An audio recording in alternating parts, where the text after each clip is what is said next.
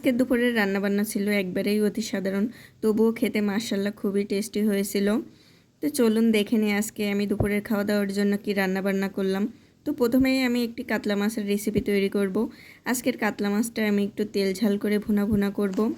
জন্য আমি কড়াইয়ে তেল গরম করে নিয়ে তার ভিতরে মাছ দিয়ে দিয়েছিলাম। এখানে আমি 4টা মাছ ভুনা করব, কিন্তু কড়াই ছোট হওয়াতে এখানে 4টা মাছ ধরেনি, এই কারণে আমি প্রথমেই 3টা দিয়ে ভাজি করে নিলাম।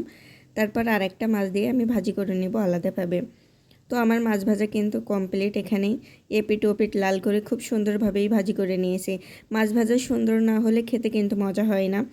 তবে মাঝে মাঝে টাটকা মাছ কষিয়ে রান্না করলে খুবই মজা হয়। তবে ফ্রিজ থেকে বের করে মাছ কষিয়ে রান্না করলে আমি একদমই খেতে পারি না। এ কারণে আমি কড়া করে ভাজি করেই মাছ ভুনা ভুনা করি। তো আমি অন্যদিন ফ্রিজের ফ্রোজেন মশলা দিয়েই সব কিছু রান্না করি। আজকে আমি কাতলা মাছটা ভুনা করব, এই কারণেই টাটকা টাটকা মশলা আমি ব্লেন্ড করে নিয়ে আসছি। তো ওরা মশলার ভিতরেই ছিল টমেটো, রসুন এবং শুকনা মরিচ। তো এগুলো দিয়ে আমি সুন্দরভাবে কষাচ্ছিলাম। তারপর একে একে এর ভিতরে দিয়ে দিয়েছিলাম লবণ এবং হলুদ। কষানোর সময় প্রচুর পরিমাণে তেল ছুটে গায়ে আসছিল, এজন্য আমি ঢাকনা দিয়ে ঢেকেই পানি শুকিয়ে নিচ্ছিলাম আর সুন্দরভাবে কষাচ্ছিলাম। তো মশলা কষানো হয়ে গেলে দিয়ে দিয়েছিলাম এর ভিতরে পানি। তবে আমার পানিটা দেওয়া একটু বেশিই হয়ে গিয়েছিল। 4 টুকরা মাছের জন্য আমার এত বেশি পানি দেওয়া ঠিক হয়নি। তবুও আমি বেশ কিছুক্ষণ জাল দিয়ে পানিটা একবারেই শুকিয়ে নিয়েছিলাম। এই যে মাছগুলো সব দেওয়ার পরেই আমি একটু জিরার গুঁড়ো দিয়েছিলাম। এখানে কাতলা মাছ রান্না করা হয়ে গিয়েছে, এটি নামিয়েই আমি শাক চাপিয়ে দিব। তো আমার ছোটো পাতিলেই রান্না করতে ভালো লাগে, এই জন্য কাতলা মাছটা নামিয়েই আমি আবার সেই পাতিলটা ধুয়ে নিয়েই শাক বসিয়ে দিলাম। আজকে আমি রান্না করব পাট শাক। পাট শাক কিন্তু আমার অনেক প্রিয় একটি শাক। এটি ভাজি করি বা ডাল দিয়ে রান্না করি, সবভাবেই খেতে অনেক মজা হয়।